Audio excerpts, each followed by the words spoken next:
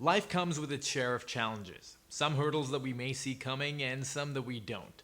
While we may not always be able to control whether we encounter these challenges, we do tend to be in control of our perspective and the way that we handle them. You may hear concepts like never give up or getting back up when you fall down. But one of my favorites that I'm going to share with you is a poem by Edmund Vance Cooke called How Did You Die?, which talks about how we choose to live despite what life throws our way. It goes like this. Did you tackle that trouble that came your way with a resolute heart and cheerful, or hide your face from the light of day with a craven soul and fearful? Oh, a trouble's a ton, or a trouble's an ounce, or a trouble is what you make it. And it isn't the fact that you're hurt that counts, but only how did you take it. You are beaten to earth. Well, what's that? Come up with the smiling face. It's nothing against you to fall down flat, but to lie there, that's disgrace.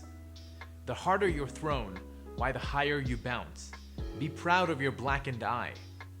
It isn't the fact that you're licked that counts, it's how did you fight and why. And though you be done to the death, what then?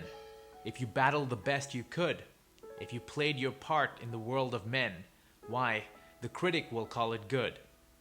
Death comes with a crawl, or comes with a pounce, and whether he's slow or spry, it isn't the fact that you're dead that counts, but only how did you die. This incredible poem simply explains that we might not all be born into the best of circumstances, and might not always be dealt the best hand throughout our lives.